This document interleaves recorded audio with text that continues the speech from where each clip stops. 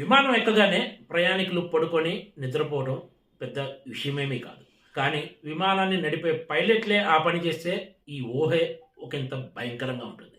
కానీ ఇది ఇండోనేషియా ఎయిర్‌లైన్స్‌లో జరిగింది. ఇండోనేషియాకు చెందిన బాతిక్ ఎయిర్‌లైన్స్‌లో విమానం నడుపుతున్న పైలట్లు ఏకంగా 28 నిమిషాలు నిద్రపోయారు. ఈ విషయం ఇప్పుడు బయటపడింది. దీంతో అందులో ప్రయాణించిన ప్రయాణికులు ఒకంత అవాక్కయ్యారనే చెప్పొచ్చు.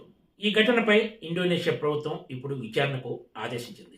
పైలట్, కో పైలట్ నిద్రపోయిన సమయంలో ఆ విమానంలో ఏకంగా 153 మంది ప్రయాణికులు, 4 సిబ్బంది ఉన్నారు. తొలుత అలసటగా ఉన్న కో పైలట్‌ని పడుకోమని పైలటే సలహా ఇచ్చాడు. తర్వాత ఆయన కూడా నిద్రలోకి జారుకున్నాడు. అదృష్టవశాత్తు పైలట్, కో పైలట్ నిద్రపోయినా కూడా ఆ విమానంలోని ప్రయాణికులంతా సురక్షితంగా ఉండటంతో అందరూ ఊపిరి పీల్చుకున్నారు. జరగరానిది ఏమైనా జరిగి ఉంటే పరిస్థితి ఘోరంగా ఉండేదని అధికారులు కూడా చెప్తున్నారు.